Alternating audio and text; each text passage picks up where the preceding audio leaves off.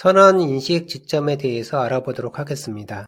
선언인식 지점은 로커스라는 이름으로 스펙 문서에 기록이 되어 있습니다. 선언인식 지점을 이해하기 위해서는 일단 특정 선언 구문이 존재를 해야 됩니다. 그 선언 구문에서는 어떤 이름을 도입하고 있어야 돼요. 특정 구문이 어떤 이름을 도입하고 있으면 컴파일러는 평가를 수행을 합니다. 평가를 수행하는 과정에서 그 이름을 스코프에 등록을 하겠죠. 스코프에 등록한 직후 프로그램 지점을 로커스라 불러요. 스코프에 등록이 되어 있기 때문에 로커스 이후로는 그 이름을 사용할 수가 있어요. 익스프레션에서요. 그리고 룩업도 작동을 하겠죠. 자, 예를 통해서 한번 알아보도록 할게요. 선언인식 지점을 삼각형으로 표시를 하고 있습니다. 삼각형이 있다는 소리는 앞에 선언된 이름이 있다는 소리잖아요. 새로 선언된, 여기 X가 새로 선언된 이름입니다. 즉 X 위에 곧바로 로커스가 왔기 때문에 이 위치부터 X는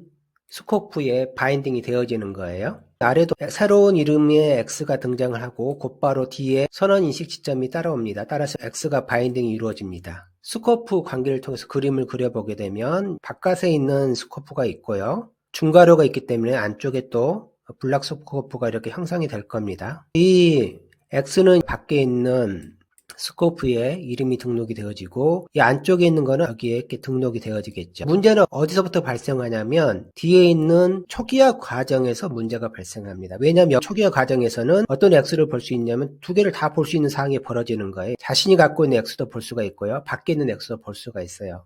물론 안에 있는 X가 뒤에 있는 X를 가리고 있긴 하지만 이 X는 안에 있는 X가 됩니다. 여기서 한 가지 우리가 알아야 될 것이 있는데 이 오브젝트 라이프타임에 대한 부분을 이해를 할 필요가 있어요.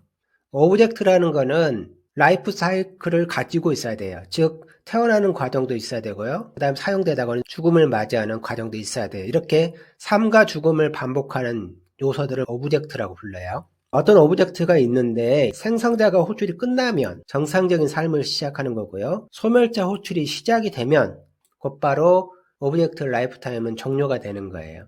그리고 생성 전, 소멸 후는 이름은 갖고 있지만 죽은 객체예요. C++에서는 이러한 죽어있는 객체를 사용하게 되면 undefined behavior라는 오류를 띄우게 되어 있어요. 그런 사항이 여기서 발생을 하고 있어요. 초기화 과정에서 사용하는 X는 초기화가 덜 된 X잖아요. 지금 초기화를 하려고 한다는 소리는 초기화가 덜 됐다는 소리잖아요. 초기화가 완료돼야 되는데 완료하기 전에 X를 가져다가 쓰고 있잖아요. 초기화 구문에 X가 등장한다는 소리는 죽은 객체를 쓰고 있는 상황하고 똑같아요. 최신 컴파일러에서는 이 부분을 지적하면서 컴파일 오류를 띄우거나 아니면 아예 컴파일을 못하도록 알려줍니다. 이런 현상이 발생하게 된 이유는 선언인식 지점이 초기화 바로 앞에 있기 때문에 발생하는 거죠. 자, 두 번째 예제를 보도록 할게요. 여기도 선언인식 지점이 등장을 하고 있어요. 선언인식 지점이 등장한다는 소리는 새로운 이름의 선언이 등장하고 있다는 소리죠. I라는 녀석이 등장하고 있네요. 여기서부터 I가 바인딩이 이루어지는 거예요. 여기도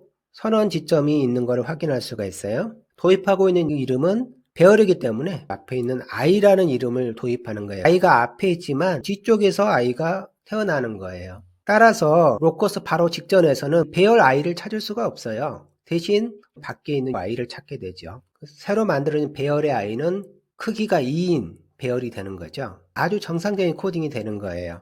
왜냐하면 선언 지점이 뒤에 있기 때문에. 배열은 배열 사이즈까지 결정된 이후에 이름이 스코프에 등록이 되어진다는 걸 알 수가 있어요. 두 번째 예제를 보도록 할게요. 스트럭처 A가 등장을 하고 있고 바로 다음에 선언 인식 지점이 오고 있네요. 따라서 이름이 새로 도입되고 있다는 걸 알 수가 있어요. 바로 A라는 이름이 도입되는 걸 확인할 수가 있습니다. A라는 이름이 여기서 바인딩이 이루어지는 거예요. 내부에 friend로 함수가 하나 등록이 되어져 있는데 선언 인식 지점이 표시가 되어 있지 않아요. 즉 이름을 등록하지 않는다는 거잖아요. 네임 바인딩을 하지 않는다는 의미예요. friend 함수는 스코프에 belong to 하지만 이름은 추가하지 않는다 했었잖아요. 선언 인식 지점이 없는 거예요. 그 다음에 두 번째 보면 B 클래스 같은 경우도 곧바로 이렇게 선언 지점이 오고요. 내부에 있는 멤버도 곧바로 뒤에 이렇게 선언 지점이 오는 걸 확인할 수가 있어요. 상속 관계에서도 보면 C 다음에 곧바로 로커스가 위치를 해요. 선언 지점이 위치를 해요. 따라서 C가 여기서 네임 바인딩을 완료하는 거죠. 베이스 클래스를 지정할 때 C를 사용할 수가 있어요. 왜냐하면 이미 C라는 이름은 바인딩이 되어 있기 때문에 스트럭처 X 같은 경우에 뒤쪽에 선언 인식 지점이 등록되어 있어. 따라서 X가 여기 등록이 되겠네요. 네임 바인딩이 이루어질 거고요. 그 다음에 이넘이 등장하는데 이 이름 다음에 로커스가 있어요. E라는 이름이 여기서 네임 바인딩을 하게 될 거예요. 라는 이누머레이터가 등록되는데 초기화가 끝난 이후에 등록되는 걸 확인할 수가 있어요. 배열은 사이즈가 결정난 이후에 로커스가 진행된다고 했었잖아요. 따라서 로커스가 바로 뒤에 있습니다. B라는 이름이 여기서 바인딩이 이루어지는 거예요. X 아래에 있는 Z를 사용하고 있는데 이 부분을 잠시 한번 확인을 해볼게요. 스코프를 통해서. 전체 외부에 글로벌 스코프가 있을 거고요. 그 다음에 X 선언 지점은 이렇게 해서 스코프가 하나 만들어지죠. 클래스 스코프라고 부른다고 했어요. 그 다음에 이넘도 스코프를 만들어요. 그러면 네임 바인딩을 해보도록 할게요. 선언 지점에서 X가 여기에 등록이 될 거예요. X가 여기 딱 등록이 되는 순간이고요. 그러니까 클래스 스코프에 등록이 되어지고요. 여기서 하나 놓친 게 있죠. 클래스에 대한 이름은 그 암목조로 들어간다 그랬었잖아요. 그래서 X가 하나가 추가가 됩니다. 인젝티드 클래스 네임이라고 부릅니다. Z가 내부에 들어가게 될 거고요. 그 다음 B는 클래스 스코프에 이제 등록이 되겠죠. B가 등록되는 시점은 이 시점에 등록이 되어지는 거예요. 뒤쪽에서. 자, 이 시점에 XZ를 찾으면 X의 자신하고 E하고 밖에 없어요. 근데 XZ를 통해서 찾아내고 있거든요. 근데 Z는 아래 스코프에 있단 말이에요. Z를 찾을 수가 없어요. 스펙 문서를 확인해 보게 되면 unscoped enumerate 예전에 사용해왔던 이넘 있잖아요. 그런 구문에서 enumerator는 요 Z를 말하는 거예요. 자신이 있는 위치에도 네임을 바인딩 하지만 enumeration이 포함된 스코프에도 즉시 스코프라고 표현하고 있죠. 즉시 스코프에도 바인딩을 한다. 이쪽 밖에도 바인딩을 해준다라는 의미예요. unscoped enumerator는 듀얼 바인딩을 합니다. 자신이 속한 스코프에도 바인딩을 하고요. 바로 소속된 스코프에도 바인딩을 해요. 그래서 이제 유효하게 되는 거예요. 여기 로커스 시점에 바인딩을 동시에 하는 거예요. 그 이후에 사용할 수 있게 되는 거예요. 듀얼 바인딩을 하는 이누머레이터에 관련되어 있는 예제가 있고요. 또 다른 유형이 하나 더 있습니다. 익명 유니언이에요.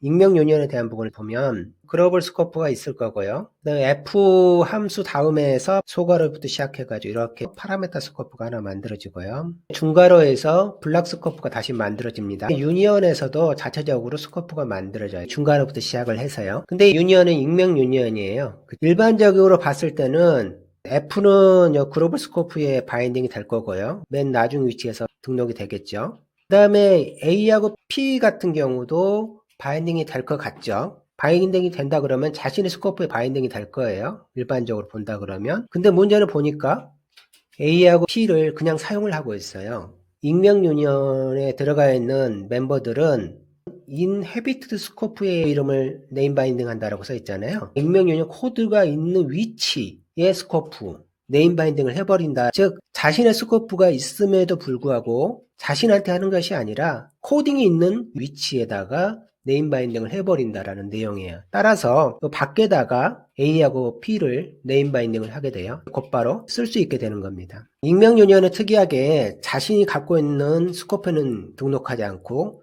자신의 코딩이 있는 스코프에 이름을 바인딩합니다. 여기서 inhabited 스코프라는 거는 현재 코딩이 있는 스코프를 말해요. 타겟 스코프라는 것을 배웠었죠. 타겟 스코프는 이름이 등록되는 스코프를 타겟 스코프라 불러요. 근데 inhabited 스코프는 그냥 그 코딩이 있는 위치의 스코프를 말해요. 자, 세 번째 예제에서는 스코프드 이누머레이터가 등장을 하고 있네요. 이넘 클래스로 시작하죠. 언더라이닝 타입이라 부르는데 언더라인 타입을 기록하게 되면 스펙 문서에서는 픽스드라는 말을 써요. 없으면 픽스드가 되어 있지 않다 이렇게 얘기를 하고 이넘 클래스로 시작하면 스코프드 이넘이라 부르고요. 없으면 unscoped 이넘이라고 이렇게 부릅니다. 언더라인 타입을 지정하고 난 다음에 선언 지점에 오는 걸 확인할 수가 있어요. 이누머레이터 초기화 이후고요. 그 이누머 바디는 만들지 않고 이런 경우에도 역시 뒤쪽에 선언 지점이 오고 이때 요 이름이 바인딩이 이루어지는 거예요. X가 이 시점에 바인딩이 이루어지는 거고요. 이 선언 지점에서 선언하려고 하는 변수는 앞에는 X예요. 이후에 바인딩이 이루어지는 거잖아요. 이 선언 지점 이후에 따라서 앞에서 X를 찾게 되면 이렇게 위로 가서 찾게 돼요. 왜냐하면 앞에 있는 X는 선언 지점 뒤에 있으니까 X는 12가 되는 거예요. 그 다음에 스트럭처 바인딩 관련된 예제입니다. XY가 등장을 하고 있고요. 선언 인식 지점이 뒤에 있어요. 따라서 이 X하고 Y 동시에 이 위치에서 바인딩을 이루어지는 거예요. 그다음에 배열 같은 경우는 이런 식으로 선언 지점이 뒤에 있는 걸 확인할 수가 있고, 그다음에 포레인지 구문인데 포레인지 구문은 맨 뒤쪽에 선언 지점이 있는 걸 확인할 수가 있어요. 선언 지점이 있다는 소리는 어딘가 선언 구문이 있다는 소리잖아요. 바로 이 선언 구문이 여기 있잖아요. 이 X가 실제 코딩에서는 앞에 있지만 실제 등장하는 거는 뒤쪽에서 등장한다 이런 의미예요. 코딩은 앞에 있는데 한참 뒤에 X라는 이름이 실제 이름으로 의미를 갖게 되는 거예요. 그 다음에 컨트랙트 관련된 예제인데요. F 다음에 가로 이후에 인식 지점이 하나가 있네요. 즉 F라는 이름이 여기서 바인딩이 이루어진다는 거예요. 여기에 선언 지점 하나가 있네요. 여기 선언 지점이 있다는 소리는 앞에 선언 구문이 있다는 소리인데 R이 선언 구문이에요. 언뜻 보기에는 기존에 알고 있는 선언 구문하고 모양이 달라요. 그렇지만 선언 구문이 맞습니다. C++ 26 스펙이 추가된 거예요. 이후로 이 R을 사용할 수가 있는 거예요. 그럼 타입 얼라이언스 같은 경우도 마지막에 선언 지점일 겁니다. 누가 선언이 되는 거냐면 요 핸들러 T가 요 위치에 왔을 때 네임 바인딩이 이루어지는 거예요. 여기도 선언 지점이 뒤에 있네요. 여기서는 새로운 T가 등장하는 이 T란 이름이 이 시점에 네임 바인딩이 이루어지는 거예요. 그다음에 여기도 선언 지점이 있네요. 새로 등장하는 이름은 이 T예요. T가 앞에 있지만 선언 지점이 뒤에 있기 때문에 초기화된 T는 쭉 찾아보면 여기로 오겠죠. 그래서 위에 있는 T를 찾게 돼요. 그리고 또 선언 지점이 등장하고 있네요. 여기서 새로 등장하는 이름은 N이에요. N이란 이름이 이 위치에서 의미를 갖는다라는 의미가 되겠죠. 그런데 T는요. 여기 선언 지점을 두 개를 통과해 왔기 때문에 바로 앞에 T가 되는 거예요. 이렇게. 그 다음에 선언 지점 A라는 클래스를 바인딩하고 있고요. 컨셉 구문에서 선언 지점이 존재하는데 컨셉 이름 다음에가 선언 지점이 와요. 이 위치에서 C1이라는 이름이 바인딩이 이루어져요. 따라서 이후에는 C1을 사용할 수 있잖아요. 이미 바인딩이 이루어져 있기 때문에. 그런데 스펙 문서에는 컨셉 이름은 자신이 작성하고 있는 익스프레션에는 사용이 될 수 없다라는 제약 조건이 하나 있습니다. 그래서 사용을 할 수 있지만 지금은 안 되는 거예요. 네임스페이스도 곧바로 이름 등록이 되는 걸 확인할 수가 있고요. 그 다음에 함수네요. 함수는 가로 다음이라고 했으니까 이렇게 해서 F가 등록이 되는 거고요. T가 네임 바인딩이 이루어지는 거고요. 선언 인식 지점이 실제 예제에서 어떤 식으로 등록이 되는지 학습해 봤습니다.